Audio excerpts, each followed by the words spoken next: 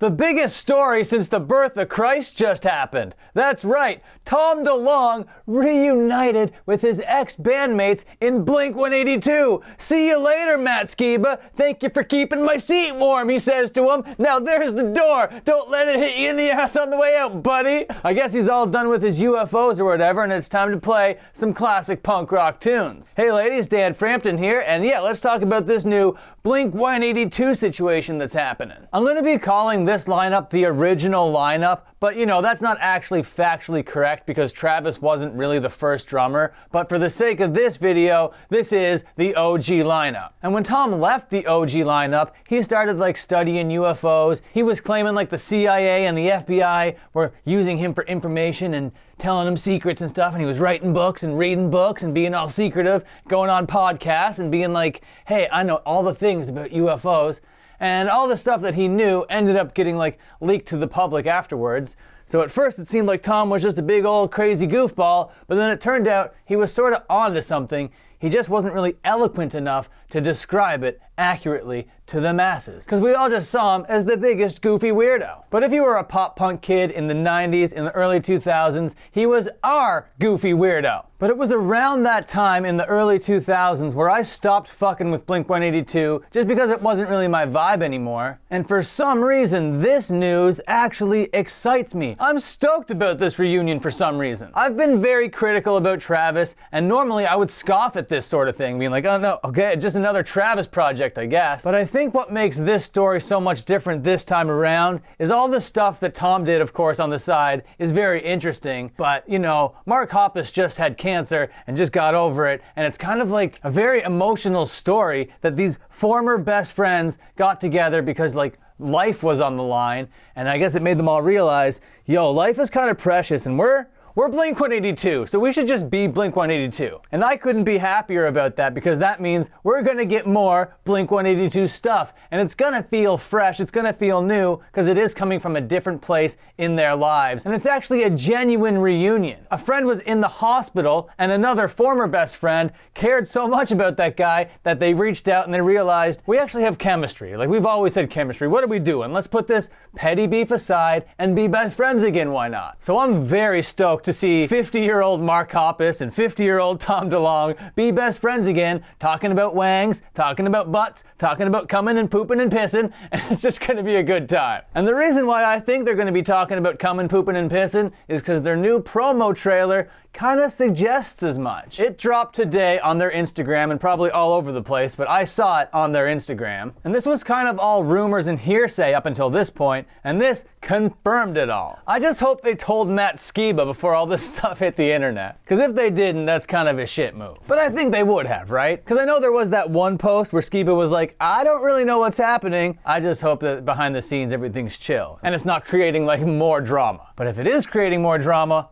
I want to hear about it so I can make another little video. So what we're going to do right now is we're going to hop on over to Instagram and we're going to watch that promo video together. And since this is a promo video, I'm just going to let this thing ride. I'm just going to let this thing play and just write it off as like free promotion for them, I guess. I'm not going to stop it and pause it and worry about reacting to it in the moment. I kind of want you guys to see this if you haven't seen it already. And I'm going to have to mute the actual licensed music near the end, so it might get quiet and awkward near the end. But that's why. Okay, let's watch this thing. If I'm being totally honest, I cannot stop thinking about them coming. I've tried hundreds of different ways to make them come. Every night, I pray for them to come. My husband and I would love to watch them come. If they come, I'm getting hammered. We would do anything to make them come. That's right, honey. Anything. If they come, I'm gonna explode. Could you imagine all three of them coming? That'd be sick. That'd be sick. They're gonna come. I better start stretching. Wait until I tell my grandkids they're coming. Oh, they're gonna come! Guys, they're gonna come! They're gonna come! They're coming! They're finally coming!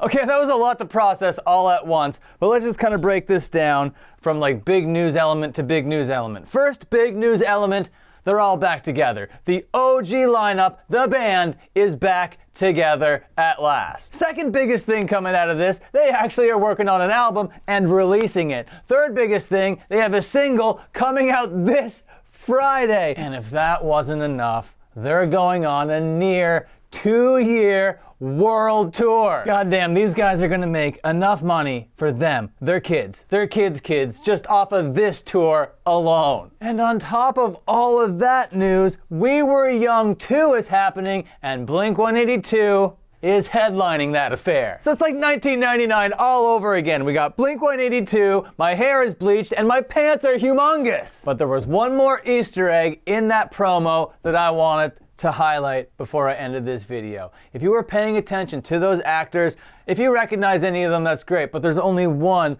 I want to highlight right now. You might only know of this guy if you're in like the hardcore spaces on Instagram, and that's our boy, Stanley W.S. He is like the mosh pit retirement guy. Looking at the lineup for the show tonight, I might come out of mosh retirement.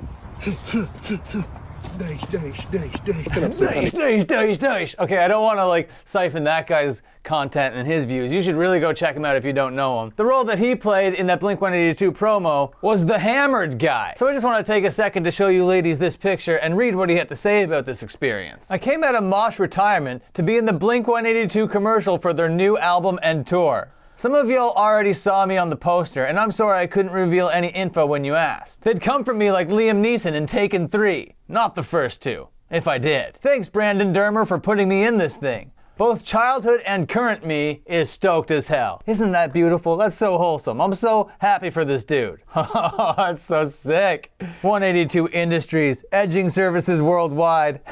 I love all of that. Yeah, the cast in that was perfect. It was so funny. Good delivery, put together really, really well. And yeah, so they're definitely coming to a city near you. They're probably gonna have Turnstile with them, and that's okay, I guess, whatever. But it's gonna be good for Turnstile to finally be on the road with a band that's bigger than them, so they can finally feel what that's like for once in their goddamn lives.